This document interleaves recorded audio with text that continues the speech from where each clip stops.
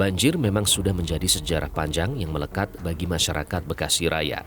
Namun tidak bisa dinafikan, kondisinya makin parah dari tahun ke tahun.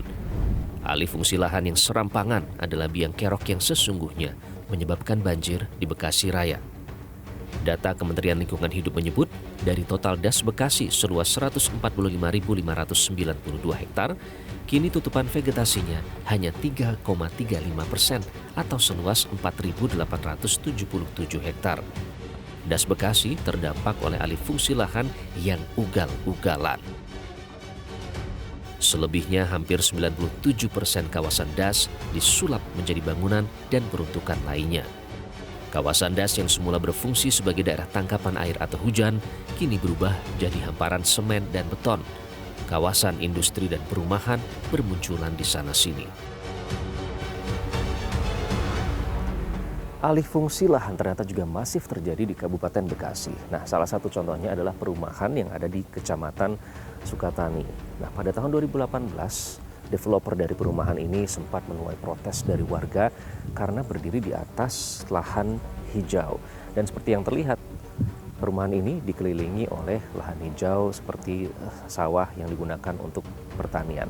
Dan ini hanyalah salah satu dari sekian banyak perumahan yang berdiri di atas lahan hijau. Ternyata lahan hijau ini pun sudah mengalami penyusutan yang jumlahnya cukup besar. Lahan persawahan di Kabupaten Bekasi kini tersisa hanya 50.971 hektar. Dibanding data tahun 1990, luasnya menyusut 58%. Sementara Badan Pusat Statistik Kabupaten Bekasi mencatat, dalam kurun tahun 2019 hingga 2021, konversi lahan sawah mencapai 6.301 hektar. Bila konversi lahan sawah terus dibiarkan berlanjut, Jawa Barat terancam kehilangan salah satu lumbung padi. Lahan sawah menghilang, datang klaster-klaster hunian. Ada banjir, ada kekeringan, terus Pasokan sumber airnya juga kan biasanya ngebor-ngebor juga bisa ya, berhubung sumur-sumur banyak kan ya, jadi kekurangan warga sini juga airnya. Yang tadinya timbang 10 meter ngebor, sekarang kekurangan karena banyak mesin air di situnya. Air tanahnya diambil untuk sumur itu ya? Sumur. Oke, jadi sejak kapan Pak mulai terjadi banjir-banjir seperti ini, Bapak ingat nggak? Ya 2009 kemarin. 2020 tuh banjir. Mereka ada, setahu Bapak, ada rencana untuk bikin rumah lain di sekitar sini nggak Pak? Tahu itu dia beli lahan udah tuh di belakang tuh. 14.000 sama 7.000, 21.000. Kalau misalnya Pak diterus-teruskan pembangunan itu ada terus, apa yang Bapak khawatirkan sebagai warga yang sudah tinggal puluhan tahun di sini? Ya tetap kalau buat pembangunan nggak bakalan Pak, tetap saya tutup nggak bakalan. Ini lagi saya usahain. Kemarin ya udah saya sempet ngajuin ke Pak Dedi, KDM udah ngajuin saya. Tetap mau turun, dia jawabnya mau turun ke Sukatani gitu. Seperti diketahui, Bekasi memiliki 10 kawasan industri yang dinobatkan sebagai kawasan industri terbesar di Asia Tenggara. Julukan kota industri jelas menjadi magnet pembangunan besar-besaran di Bekasi. Pengembang berlomba-lomba membangun perumahan di mana-mana. Hingga Juni tahun 2024 saja, Kabupaten Bekasi sudah menyerap fasilitas likuiditas pembiayaan perumahan subsidi atau FLPP tertinggi di Jawa Barat. Masifnya bangunan perumahan ini juga terlihat dari penerbitan izin mendirikan bangunan atau IMB.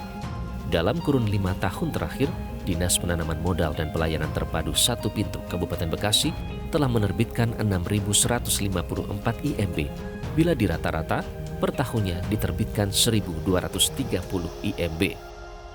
Sementara izin peruntukan penggunaan tanah untuk usaha non-pertanian atau perumahan telah diterbitkan sebanyak 1.875. Dampaknya, lahan produktif ataupun daerah tangkapan air terus berkurang. Lahan pertanian turut terkikis berganti perumahan. Namun celakanya, alih-alih fokus persoalan alih fungsi lahan yang masif, para pemangku kebijakannya justru hanya berkutat menyoroti bangunan liar di Das Bekasi.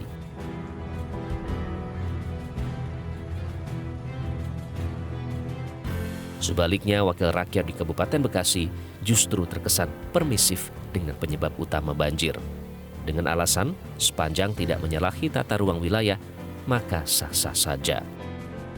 Ya kalau terkait masalah fungsi lahan segala macam, kalau bagi kami kan selagi memang fungsi lahan itu diperuntukkannya dengan yang ada, berarti yang salah bukan penggunaannya, tapi yang salah dalam penataannya. Nah itu insya Allah 2025 ini kita memang sudah mengagendakan akan membahas RT RW yang nanti kita akan bahas bersama dengan daerah dan stakeholders yang lainnya, dan kita juga nanti sudah akan berkoordinasi juga dengan BPN, dengan ATR untuk bisa menata Bekasi yang lebih baik. Ya, kami khawatir jangan-jangan ini kesalahan dalam penataan yang akhirnya kemudian implikasinya kami rasakan sekarang.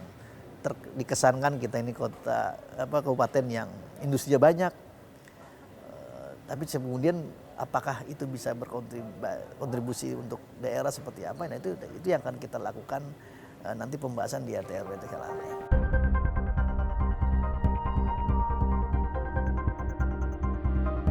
Faktanya, hasil citra satelit dalam 25 tahun terakhir menunjukkan Das Bekasi makin disesaki bangunan.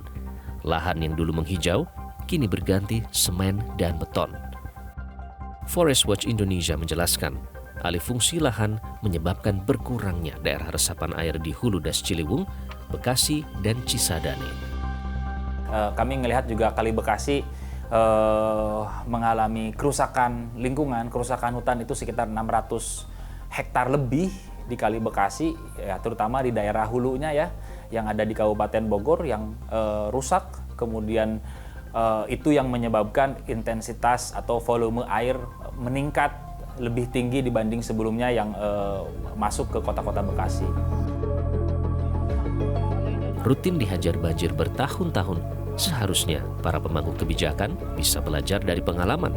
Tak perlu lagi orasi sana-sini, layaknya banjir yang datang dan pergi tanpa permisi.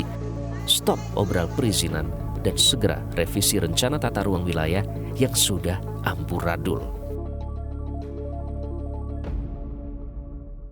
Jelajahi cara baru mendapatkan informasi. Download Metro TV Extend sekarang.